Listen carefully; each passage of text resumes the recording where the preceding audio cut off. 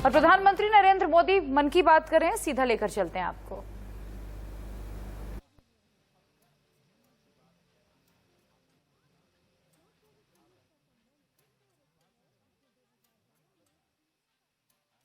अब से कुछ ही देर में प्रधानमंत्री नरेंद्र मोदी की मन की बात शुरू हो जाएगी। रेडियो के जरिए आज देशवासियों को संबोधित करेंगे प्रधानमंत्री नरेंद्र मोदी।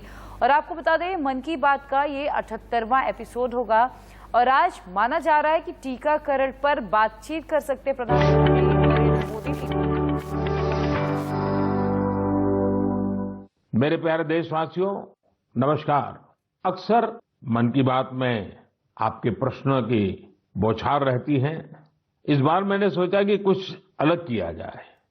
मैं आपसे प्रश्न करूं तो ध्यान से सुनिए मेरे सवाल। ओलंपिक में इंडिविजुअल गोल्ड जीतने वाला पहला भारतीय कौन था? ओलंपिक के कौन से खेल में भारत ने अब तक सबसे ज्यादा मेडल जीते हैं? ओलंपिक में किस खिलाड़ी ने सबसे ज्यादा पदक जीते हैं? साथियों, आप मुझे जवाब भेजे न भेजे, पर माय गॉव में ओलंपिक्स पर जो क्विज है उसमें प्रश्नों के उत्तर देंगे तो कई सारे इनाम जीतेंगे। ऐसे बहुत सारे प्रश्न माय गॉव के रोड टू टोक्यो क्विज में है। आप रोड टू टोक्यो क्विज में भाग लें। भारत ने पहले कैसा परफॉर्म किया है, हमारी टोक्यो ओलंपिक्स के लिए अब क्या तैयारी है, ये सब खुद जाने और दूसरों को भी बताएं। मैं आप सबसे आग्रह करना चाहता हूं कि आप इस क्विज कंपटीशन में जरूर हिस्सा लीजिए।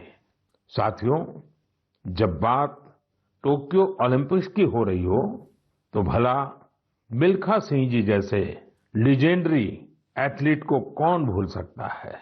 कुछ दिन पहले ही कोरोना ने उन्हें हमसे छीन लिया।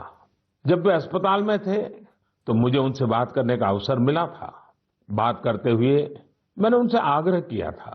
मैंने कहा था कि आपने तो 1964 में टोक्यो ओलंपिक्स में भारत का प्रतिनिधित्व किया था, इसलिए इस बार जब हमारे खिलाड़ी ओलंपिक्स के लिए टोक्यो जा रहे हैं तो आपको हमारे एथलीट्स का मनोबल बढ़ाना है, उन्हें अपने संदेश से प्रेरित करना है।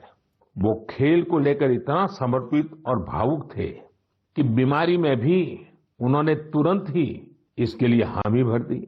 लेकिन दुर्भाग्य से नियति को कुछ और मंजूर था। मुझे आज भी याद है, 2014 में वो सूरत आए थे। हम लोगों ने एक नाइट मैराथन का उद्घाटन किया था। उस समय उनसे जो गपशप हुई, खेलों के बारे में जो बात हुई, उससे मुझे भी बहुत प्रेरणा मिली थी। हम सब जानते हैं कि मिल्खा सिंह जी का पूरा परिवार स्पोर्ट्स को समर्पित रहा है, भारत का गौरव बढ़ाता रहा है। साथियों, जब टैलेंट, डेडिकेशन, डिटर्मिनेशन और स्पोर्ट्समैन स्पिरिट एक साथ मिलते हैं तब जाकर कोई चैंपियन बनता है। हमारे देश में तो अधिकांश खिलाड़ी छोटे छोटे शहरों, कस्बों, गांवों से निकल करके आते हैं। टोक्यो जा रहे ओलंपिक दल में भी कई ऐसे खिलाड़ी शामिल हैं जिनका जीवन बहुत प्रेरित करता है। हमारे प्रवीण जाधव जी के बारे में आप सुनेंगे तो आपको भी लगेगा कि कितने कठिन संघर्षों से गुजरते हुए प्रवीण जी यहाँ पहुंचे हैं। प्रवीण जाधव जी महाराष्ट्र के सातारा जिले के एक गांव के रहने वाले हैं। वो आर्चरी के बेहतरीन खिलाड़ी हैं। उनके माता पिता मजदूरी कर परिवार चलाते हैं और अब उनका बेटा अपना पहला ओलंपिक्स खेलने टोक्यो जा रहा है। ये सिर्फ उनके माता पिता ही नहीं, हम सभी के लिए कितने गौरव की बात है। ऐसे ही एक और खिलाड़ी हैं हमारी नेहा गोयल जी। नेहा टोक्यो जा रही महिला हॉकी टीम की सदस्य हैं। उनकी माँ और बहनें साइकिल की फैक्ट्री में काम करके परिवार का खर्च जुटाती हैं। नेहा की तरह ही दीपिका कुमारी जी के जीवन का सफर भी उतार चढ़ाव भरा रहा है। दीपिका के पिता ऑटो रिक्शा चलाते हैं और उनकी माँ नर्स हैं। और अब देखिए, दीपिका अब टोक्यो ओलंपिक्स में भारत की तरफ से एकमात्र महिला तीरंदाज है। कभी विश्व की नंबर 1 तीरंदाज रही दीपिका के साथ हम सबकी शुभकामना है। साथियों, जीवन में हम जहां भी पहुंचते हैं, जितनी भी ऊंचाई प्राप्त करते हैं, जमीन से ये जुड़ाव हमेशा हमें अपनी जड़ों से बांधे रखता है। संघर्ष के दिनों के बाद मिली सफलता का आनंद भी कुछ और ही होता है। टोक्यो जा रहे हमारे खिलाड़ियों ने बचपन में साधनों संसाधनों की हर कमी का सामना किया, लेकिन वो डटे रहे, जुटे रहे। उत्तर प्रदेश के मुजफ्फरनगर की प्रियंका गोस्वामी जी का जीवन भी बहुत सीख देता है। प्रियंका के पिता बस कंडक्टर है। बचपन में प्रियंका को वो बैग बहुत पसंद था जो मेडल पाने वाली खिलाड़ियों को मिलता है। इसी आकर्षण में उन्होंने पहली बार रेस वॉकिंग प्रतियोगिता में हिस्सा लिया था। अब आज वो इसकी बड़ी चैंपियन है। जैवलिन थ्रो में भाग लेने वाले शिवपाल सिंह जी बनारस के रहने वाले हैं। शिवपाल जी का तो पूरा परिवार ही इस खेल से जुड़ा हुआ है। इनके पिता, चाचा और भाई सभी भाला फेंकने में एक्सपर्ट हैं। परिवार की यही परंपरा उनके लिए टोक्यो ओलंपिक्स में काम आने वाली है। टोक्यो ओलंपिक के लिए जा रहे हैं चिराग शेट्टी और उनके पार्टनर सात्विक साईराज का हौसला भी प्रेरित करने वाला है। हाल ही में चिराग के नाना जी का कोरोना से निधन हो गया था। सात्विक भी खुद पिछले साल कोरोना पॉजिटिव हो गए थे, लेकिन इन मुश्किलों के बाद भी ये दोनों मेंस डबल शटल कंपटीशन में अपना सर्वश्रेष्ठ देने की तैयारी में जुटे हैं। एक और खिलाड़ी से मैं आपका परिचय कराना चाहूंगा। ये है हरियाणा के भिवानी के मनीष कौशिक जी। मनीष जी खेती किसानी वाले परिवार से आते हैं। बचपन में खेतों में काम करते करते मनीष को बॉक्सिंग का शौक हो गया था। आज ये शौक उन्हें टोक्यो ले जा रहा है। एक और खिलाड़ी हैं सीए भवानी देवी जी। नाम भवानी है और ये तलवारबाजी में एक्सपर्ट है। चेन्नई के रहने वाली भवानी पहली भारतीय फेंसर है जिन्होंने ओलंपिक में क्वालिफाई किया है। मैं कहीं पढ़ रहा था कि भवानी जी की ट्रेनिंग जारी रहे, इसके लिए उनकी मां ने अपने गहने तक गिरवी रख दिए थे। साथियों, ऐसे तो अनगिनत नाम है, लेकिन मन की बात में मैं आज कुछ ही नामों का जिक्र कर पाया हूं। टोक्यो जा रहे हर खिलाड़ी का अपना संघर्ष रहा है, बरसों की मेहनत रही है। वो सिर्फ अपने लिए ही नहीं जा रहे, बल्कि देश के लिए जा रहे हैं। इन खिलाड़ियों को भारत का गौरव भी बढ़ाना है और लोगों का दिल भी जीतना है। और इसलिए मेरे देशवासियों, में आपको भी एक सलाह देना चाहता हूं। हमें जाने अनजाने में भी हमारे इन खिलाड़ियों पर दबाव नहीं बनाना है, बल्कि खुले मन से इनका साथ देना है। हर खिलाड़ी का उत्साह बढ़ाना है। सोशल मीडिया पर आप #cheer4India के साथ अपने इन खिलाड़ियों को शुभकामनाएं दे सकते हैं। आप कुछ और भी इनोवेटिव करना चाहें तो वो भी जरूर करें। अगर आपको कोई ऐसा आइडिया आता है जो हमारे खिलाड़ियों के लिए देश को मिलकर करना चाहिए, तो वो आप मुझे जरूर भेजिएगा। हम सब मिलकर टोक्यो जाने वाले अपने खिलाड़ियों को सपोर्ट करेंगे। Cheer for India, cheer for India, cheer for India. मेरे प्यारे देशवासियों, कोरोना के खिलाफ हम देशवासियों की लड़ाई जारी है, लेकिन इस लड़ाई में हम सब साथ मिलकर कई असाधारण मुकाम भी हासिल कर रहे हैं। अभी कुछ दिन पहले ही हमारे देश ने एक अभूतपूर्व काम किया है। 21 जून को वैक्सीन अभियान के अगले चरण की शुरुआत हुई और उसी दिन देश ने 86 लाख से ज्यादा लोगों को मुफ्त वैक्सीन लगाने का रिकॉर्ड भी बना दिया। और वो भी एक दिन में। इतनी बड़ी संख्या में भारत सरकार की तरफ से मुफ्त वैक्सीनेशन, और वो भी एक दिन में। स्वाभाविक है इसकी चर्चा भी खूब हुई है। साथियों, एक साल पहले सबके सामने सवाल था कि वैक्सीन कब आएगी। आज हम एक दिन में लाखों लोगों को मेड इन इंडिया वैक्सीन मुफ्त में लगा रहे हैं और यही तो नए भारत की ताकत है। साथियों, वैक्सीन की सेफ्टी देश के हर नागरिक को मिले, हमें लगातार प्रयास करते रहना है। कई जगहों पर वैक्सीन हेजिटेंसी को खत्म करने के लिए कई संगठन, सिविल सोसाइटी के लोग आगे आए हैं और सब मिलकर के बहुत अच्छा काम कर रहे हैं। चलिए हम भी आज एक गांव में चलते हैं और उन्हीं लोगों से बात करते हैं वैक्सीन के बारे में। मध्य प्रदेश के बैतूल जिले के डुलारिया गांव चलते हैं। हेलो। नमस्कार। नमस्ते जी। मेरा नाम राजेश हिरावे, ग्राम पंचायत डुलारिया, भीमपुर ब्लॉक। राजेश जी, मैंने फोन इसलिए किया कि मैं जानना चाहता था कि अभी आपके गांव में अब कोरोना की क्या स्थिति है। सर, यहाँ पे कोरोना की स्थिति तो अभी ऐसा कुछ नहीं है यहाँ। अभी लोग बीमार नहीं है। जी। गांव की जनसंख्या कितनी है, कितने लोग हैं गांव में?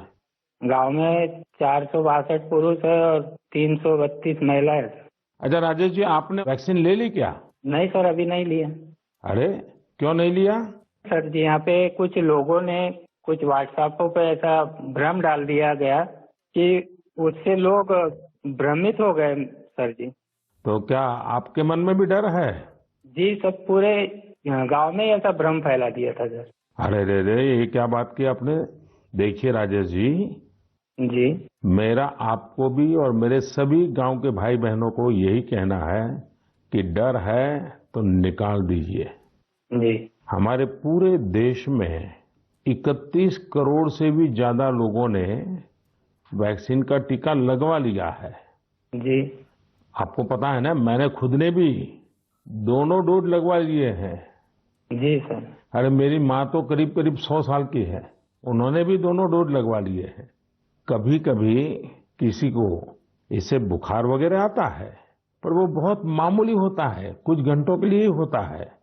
देखिए, वैक्सीन नहीं लेना बहुत खतरनाक हो सकता है। जी, इससे आप खुद को तो खतरे में डालते ही हैं, साथ ही में परिवार और गांव को भी खतरे में डाल सकते हैं। जी, और राजेश, इसलिए जितना जल्दी हो सके वैक्सीन लगवा लीजिए और गांव में सबको बताइए कि भारत सरकार की तरफ से मुफ्त वैक्सीन दी जा रही है और 18 वर्ष से ऊपर के सभी लोगों के लिए ये मुफ्त वैक्सीनेशन है।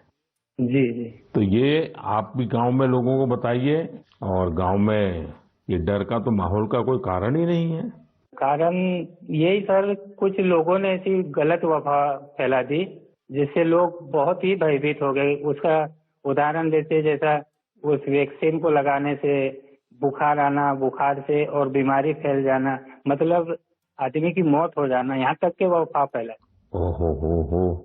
देखिए, आज तो इतने रेडियो, इतने टीवी, इतनी सारी खबरें मिलती हैं और इसलिए लोगों को समझाना बहुत सरल हो जाता है। और देखिए, मैं आपको बताऊं, भारत के अनेक गांव ऐसे हैं जहां सभी लोग वैक्सीन लगवा चुके हैं, यानी गांव के 100% लोग। जैसे मैं आपको एक उदाहरण देता हूं। जी, कश्मीर में बांदीपुरा जिला है।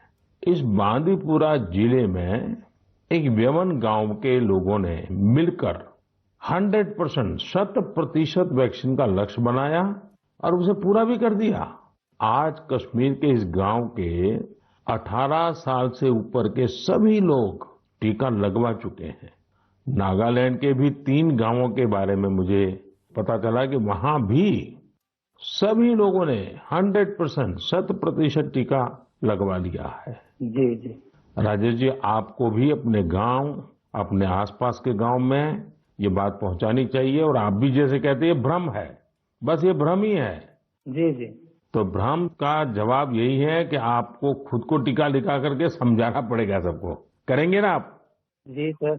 पक्का करेंगे? जी सर, जी सर। आपसे बात करने से मुझे ऐसा लगा कि मैं खुद भी टीका लगाऊंगा और लोगों को इसके बारे में आगे बढ़ाऊंगा। अच्छा, गांव में और भी कोई है जिनसे मैं बात कर सकता हूँ? जी है सर। कौन बात करेगा? हेलो सर, नमस्कार। नमस्ते जी, कौन बोल रहे हैं? मेरा नाम है किशोरीलाल धुर्वे। तो किशोरीलाल जी, अभी राजेश जी से बात हो रही थी जी सर। और वो तो बड़े दुखी होकर के भी बता रहे थे कि वैक्सीन को लेकर लोग अलग अलग बातें करते हैं। जी। आपने भी ऐसा सुना है क्या? हाँ, सुना तो हूँ सर वैसा। क्या सुना है? क्योंकि है सर, ये पास में महाराष्ट्र है, तो उधर से कुछ रिश्तेदारी से जुड़े लोग मतलब कुछ अफवाह फैलाते कि वैक्सीन लेने से लोग मर रहे हैं, कोई बीमार हो रहे हैं। इस तरह लोगों के पास ज्यादा भ्रम है सर, इसलिए नहीं ले रहे। नहीं, कहते क्या है, अब कोरोना चला गया ऐसा कहते हैं? जी। कोरोना से कुछ नहीं होता ऐसा कहते हैं? नहीं, कोरोना चला गया नहीं बोलते सर, कोरोना तो है बोलते, लेकिन वैक्सीन जो लेते हैं उससे मतलब बीमारी हो रहे और मर रहे, ये स्थिति बताते सर वो। अच्छा, वैक्सीन के कारण मर रहे हैं? अपना क्षेत्र आदिवासी क्षेत्र है सर, ऐसे भी लोग इसमें जल्दी डरते हैं, जो भ्रम फैला देते, इस कारण से मतलब लोग नहीं ले रहे सर वैक्सीन। देखिए किशोरलाल जी, जी हाँ सर। ये अफवाहें फैलाने वाले लोग तो अफवाहें फैलाते रहेंगे। जी। हमें तो जिंदगी बचानी है, अपने गांव वालों को बचाना है, अपने देशवासियों को बचाना है। और ये अगर कोई कहता है कि कोरोना चला गया तो ये भ्रम में मत रहिए। जी। ये बीमारी ऐसी है, ये बहुरूपी वाली है। जी सर। वो रूप बदलती है, नए नए रंग रूप करके पहुंच जाती है। जी। और उसमें बचने के लिए हमारे पास दो रास्ते हैं। एक तो कोरोना के लिए जो प्रोटोकॉल बना है, मास्क पहनना, साबुन से बार बार हाथ धोना, दूरी बनाए रखना। और दूसरा रास्ता है इसके साथ साथ वैक्सीन का टीका लगवाना, वो भी एक अच्छा सुरक्षा कवच है, तो उसकी चिंता करिए। जी। अच्छा किशोरलाल जी, ये बताइए, जी सर। जब लोग आपसे बातें करते तो आप कैसे समझाते हैं लोगों को? आप समझाने का काम करते हैं कि आप भी अफवाह में आ जाते हैं? अरे समझाए क्या, वो लोग ज्यादा हो जाते सर, तो हम भी भयभीत में आ जाते ना सर। देखिए किशोरलाल जी, मेरी आपसे बात हुई है, आज आप मेरे साथी हैं। जी सर। आपको डरना नहीं है और लोगों के डर को भी निकालना है। निकालोगे? जी, निकालेंगे सर, लोगों के डर को भी निकालेंगे सर, मैं स्वयं भी खुद लगाऊं। देखिए, अफवाहों पर बिल्कुल ध्यान न दें। जी। आप जानते हैं हमारे वैज्ञानिकों ने कितनी मेहनत करके वैक्सीन बनाई है। जी सर। साल भर रात दिन इतने बड़े बड़े वैज्ञानिकों ने काम किया है। और इसलिए हमें विज्ञान पे भरोसा करना चाहिए, वैज्ञानिकों पर भरोसा करना चाहिए। और ये झूठ फैलाने वाले लोगों को बार बार समझाना चाहिए कि देखिए भाई, ऐसा नहीं होता है, इतने लोगों ने वैक्सीन ले लिया है, कुछ नहीं होता है। जी।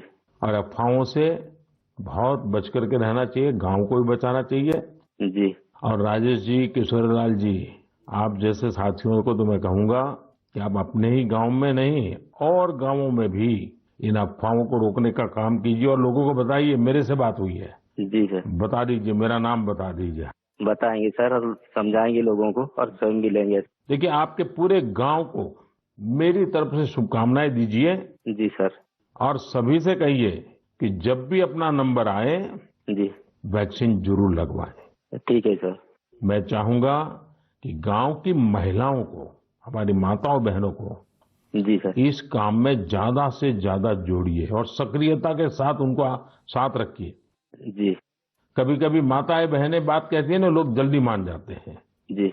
आपके गांव में जब टीकाकरण पूरा हो जाए तो मुझे बताएंगे आप? हाँ बताएंगे। पक्का बताएंगे? जी। देखिए, मैं इंतजार करूंगा आपकी चिट्ठी का। जी सर। चलिए राजेश जी, किशोर जी, बहुत बहुत धन्यवाद, आपसे बात करने का मौका मिला। धन्यवाद सर, आपने हमसे बात किया है, बहुत बहुत धन्यवाद आपको भी। साथियों, कभी न कभी ये विश्व के लिए केस स्टडी का विषय बनेगा कि भारत के गांव के लोगों ने, हमारे वनवासी आदिवासी भाई बहनों ने इस कोरोना काल में किस तरह अपने सामर्थ्य और सूझबूझ का परिचय दिया। गांव के लोगों ने क्वारंटाइन सेंटर बनाए, स्थानीय जरूरतों को देखते हुए कोविड प्रोटोकॉल बनाए। गांव के लोगों ने किसी को भूखा नहीं सोने दिया, खेती का काम भी रुकने नहीं दिया। नजदीक के शहरों में दूध, सब्जियां, ये सब हर रोज पहुंचता रहे, ये भी गांव ने सुनिश्चित किया। यानी खुद को संभाला, औरों को भी संभाला। ऐसे ही हमें वैक्सीनेशन अभियान में भी करते रहना है। हमें जागरूक रहना भी है और जागरूक करना भी है। गांव में हर एक व्यक्ति को वैक्सीन लग जाए, ये हर गांव का लक्ष्य होना चाहिए। याद रखिए, और मैं तो आपको खास रूप से कहना चाहता हूं, आप एक सवाल अपने मन में पूछिए। हर कोई सफल होना चाहता है, लेकिन निर्णायक सफलता का मंत्र क्या है? निर्णायक सफलता का मंत्र है निरंतरता। इसलिए हमें सुस्त नहीं पड़ना है, किसी भ्रांति में नहीं रहना है। हमें सतत प्रयास करते रहना है, कोरोना पर जीत हासिल करनी है। प्रधानमंत्री नरेंद्र मोदी 78वीं बार मन की बात कर रहे हैं, देखिए जरा। कोरोना पर जीत हासिल करनी है। मेरे प्यारे देशवासियों, हमारे देश में अब मानसून का सीजन भी आ गया है। बादल जब बरसते हैं तो केवल हमारे लिए नहीं बरसते, बल्कि बादल आने वाली पीढ़ियों के लिए भी बरसते हैं। बारिश का पानी जमीन में जाकर इकट्ठा भी होता है, जमीन के जल स्तर को भी सुधारता है, और इसलिए मैं जल संरक्षण को देश सेवा का ही एक रूप मानता हूं। आपने भी देखा होगा, हम में से कई लोग इस पुण्य को अपनी जिम्मेदारी मानकर लगे रहे हैं। ऐसे ही एक शख्स हैं उत्तराखंड के पौड़ी गढ़वाल के सच्चिदानंद भारती जी। भारती जी एक शिक्षक हैं और उन्होंने अपने कार्यों से भी लोगों को बहुत अच्छी शिक्षा दी है। आज उनकी मेहनत से ही पौड़ी गढ़वाल के उफरैंखाल क्षेत्र में पानी का बड़ा संकट समाप्त हो गया। जहां लोग पानी के लिए तरसते थे, वहां आज साल भर जल की आपूर्ति हो रही है। साथियों, पहाड़ों में जल संरक्षण का एक पारंपरिक तरीका रहा है, जिसे चाल खाल भी कहा जाता है, यानी पानी जमा करने के लिए बड़ा सा गड्ढा खोदना। इस परंपरा में भारती जी ने कुछ नए तौर तरीकों को जोड़ दिया। उन्होंने लगातार छोटे बड़े तालाब बनवाए। इससे न सिर्फ उफरैंखाल की पानी हरी भरी हुई, बल्कि लोगों की पेयजल की दिक्कत भी दूर हो गई। आप ये जानकर हैरान रह जाएंगे कि भारती जी ऐसी 30,000 से अधिक जल तलैया बनवा चुके हैं। 30,000। उनका ये भगीरथ कार्य आज भी जारी है और अनेक लोगों को प्रेरणा दे रहे हैं। साथियों, इसी तरह यूपी के बांदा जिले में अंधाव गांव के लोगों ने भी एक अलग ही तरह का प्रयास किया है। उन्होंने अपने अभियान को बड़ा ही दिलचस्प नाम दिया है, खेत का पानी खेत में, गांव का पानी गांव में। इस अभियान के तहत गांव के कई 100 बीघे खेतों में ऊंची ऊंची मेड़ बनाई गई है। इससे बारिश का पानी खेत में इकट्ठा होने लगा और जमीन में जाने लगा। अब ये सब लोग खेतों की मेड़ पर पेड़ लगाने की भी योजना बना रहे हैं। यानी अब किसानों को पानी, पेड़ और पैसा तीनों मिलेगा। अपने अच्छे कार्यों से पहचान तो उनके गांव की दूर दूर तक वैसे भी हो रही है। साथियों, इन सभी से प्रेरणा लेते हुए हम अपने आसपास जिस भी तरह से पानी बचा सकते हैं, हमें बचाना चाहिए। मानसून के इस महत्वपूर्ण समय को हमें गंवाना नहीं है। मेरे प्यारे देशवासियों, हमारे शास्त्रों में कहा गया है, नास्ति मूलम अनौषधम, अर्थात पृथ्वी पर ऐसी कोई वनस्पति नहीं है जिसमें कोई न कोई औषधीय गुण न हो। हमारे आसपास ऐसे कितने ही पेड़ पौधे होते हैं जिनमें अद्भुत गुण होते हैं, लेकिन कई बार हमें उनके बारे में पता ही नहीं होता। मुझे नैनीताल से एक साथी भाई परितोष ने इस विषय पर एक पत्र भेजा है। उन्होंने लिखा है कि उन्हें गिलोय और दूसरी कई वनस्पतियों के इतने चमत्कारी मेडिकल गुणों के बारे में कोरोना आने के बाद ही पता चला।